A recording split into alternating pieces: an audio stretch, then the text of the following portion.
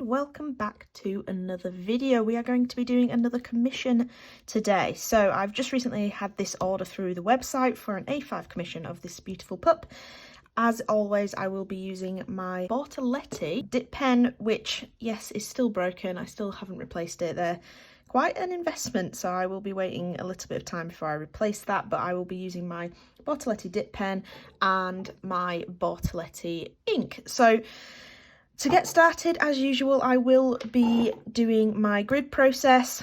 I will show a little bit more of that in this video instead of glossing over it, and then we will time-lapse quite a lot of the inking, but I will do a little bit of a voiceover and talk about the inking process a little bit more as we get going. But let's get started and start sketching this on the handmade paper. It's khadi handmade paper, and then we can start inking.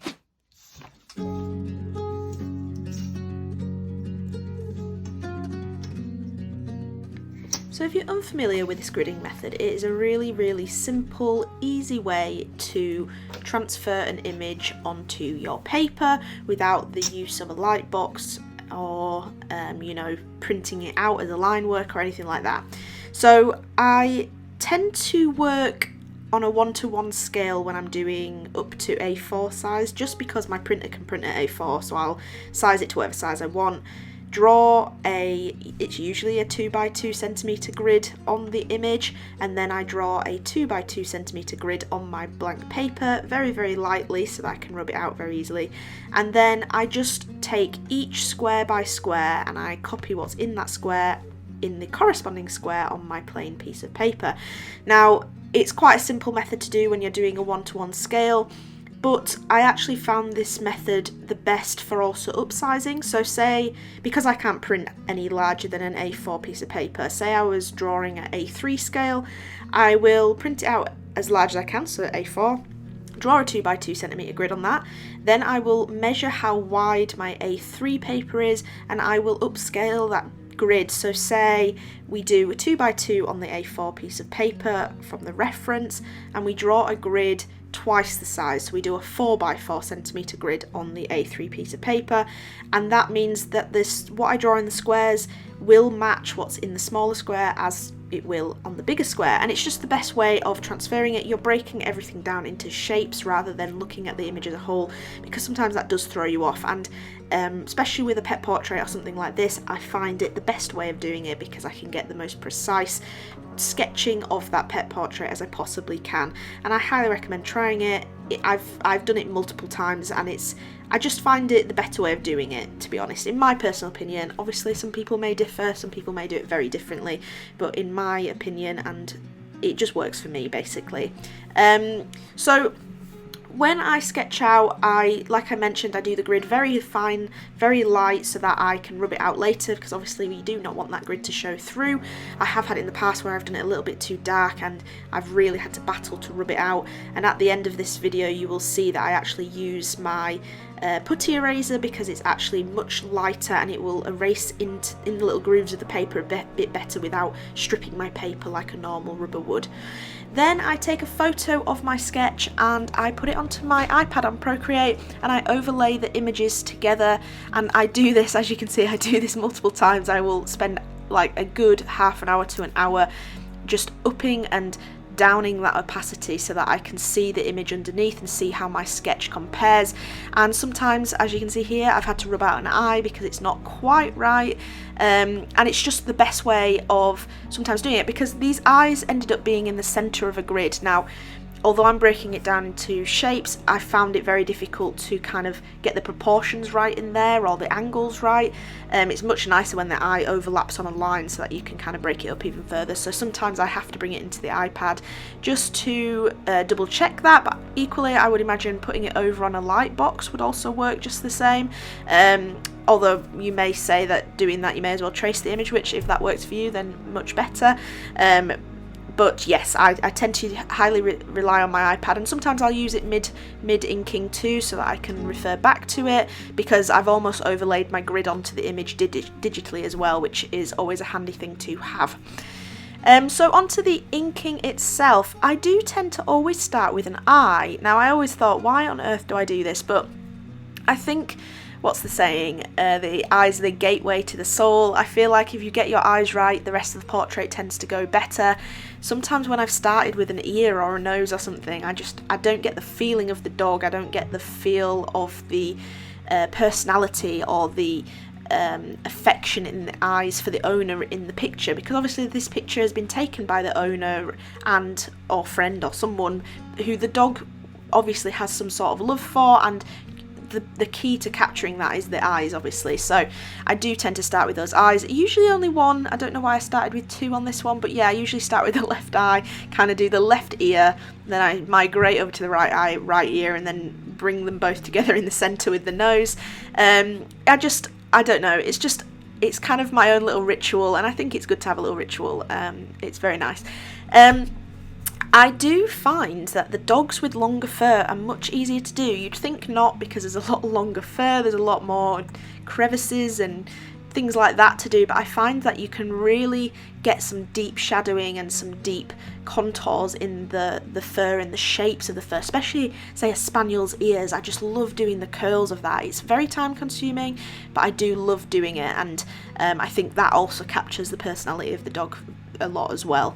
But this one was very, very fun to do. I'm really pleased that I did this. I do go through my ink quite quickly, and I'm a bit of a snob, and I do really like the old-fashioned Bortoletti ink. So Bortoletti recently, they recently redid their ink, and I mean, I've not tried their new ink off the website because I've not ordered from their website for a long time, but I prefer their older ink, so I did find a website that sells their older ink, and I've been kind of relying on that quite a lot, so I'm hoping that they continue to sell that and it's not like a limited resource, because by far I've not found an ink that flows off my dip pen quite as well. So basically the reason I'm saying that is you need to get used to your supplies. I find I'm very, very used to the weight of this pen.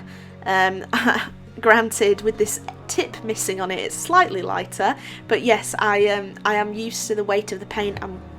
I'm used to the way the ink flows off the pen, and sometimes it can affect me if the ink's not flowing correctly and it's clogging up a bit, because the way I work is I tend to, when I've loaded the pen up with ink, I tend to do the darker areas of the dog or the pet, and then I will start to move over to the lighter areas as the ink starts to run out, because I don't want as heavy ink flow or as thicker ink flow, because obviously the more ink that's flowing off my pen, the thicker the line can be, or the darker the line can be as well. So I tend to use it on the dark areas, and then as it's running out, I'll move on to a white fur area, or an area of the eye, the white part of the eye, where I'm trying to just add a little shading but not darken it so much.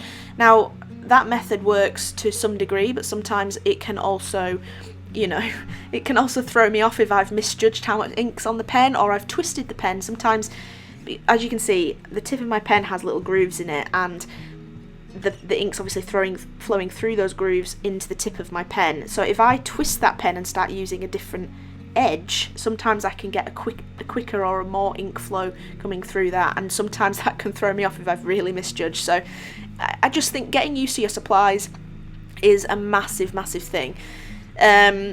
Obviously I'm using one dip pen. I'm relying on it for different line weights. I'm relying on it for lighter and darker amounts of ink. Equally, if you use a set of pens, that have different sizes, where you use, say, a 0.8 pen for the darker areas, and then you slowly go up to your 0.05s for your really fine parts, that would also work, and I think that would work really, really effectively with this sort of thing. And I think if ever I struggle to use my dip pen, that would be certainly something I would use instead. But yeah, just get used to your supplies. I think it's really, really helpful to do that.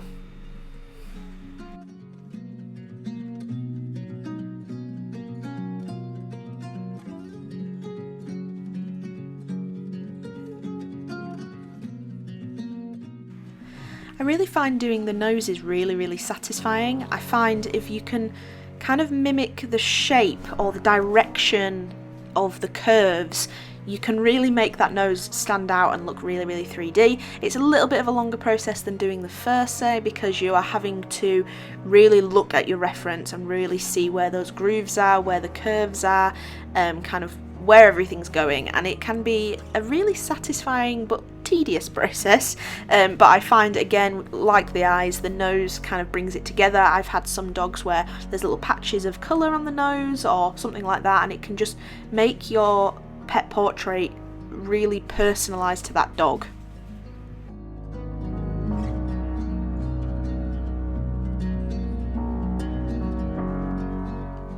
So when I start doing a new section of the portrait, I tend to do really, really long light strokes to just kind of sketch out the start of it, and then I slowly start going in a little bit harder and making sure that I'm following the reference properly and, you know, getting the strokes where they need to be. But going in slowly and very lightly is a very good way of just being gaining confidence before doing your final strokes. But as you can see here, this part of the dog was very white, and you can see the contrast in my inking. So I'm doing a lot shorter strokes, I'm doing a lot less strokes. I do a blanket layer of that type of line work, and then I go back in and I slowly start darkening sections that need a bit of shadowing, say. But this is how I tend to do my white fur. And it's really simple, and it's actually very fast.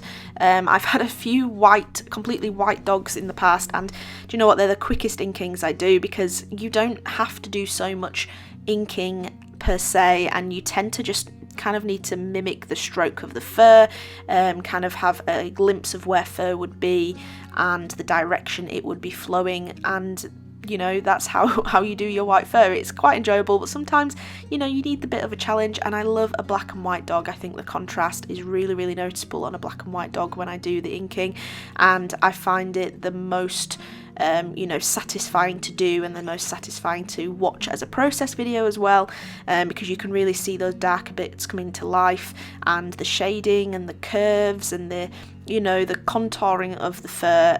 It all comes together, and I find it really, really satisfying to watch.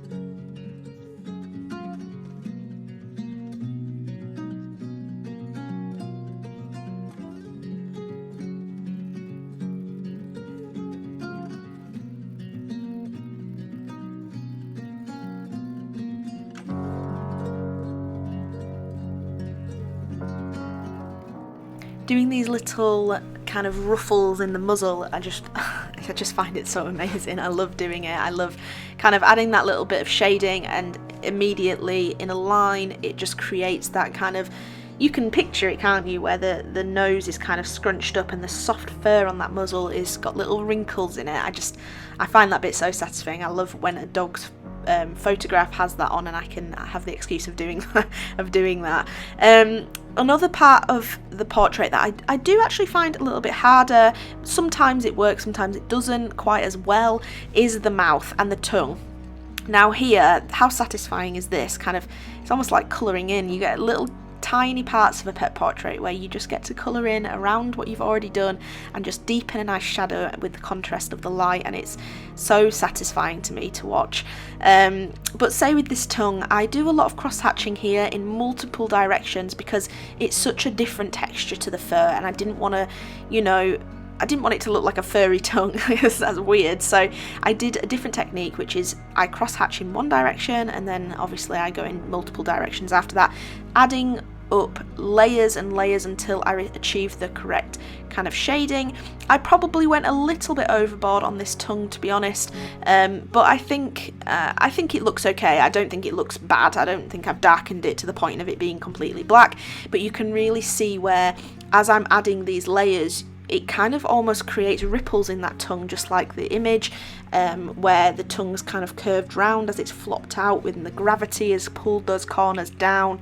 I just think you can really see how cross-hatching as an art form in its own right is such a satisfying process, and I can see why some artists just rely on cross-hatching to do all of their imagery when they ink it. It's just a really, really satisfying and effective way of inking it.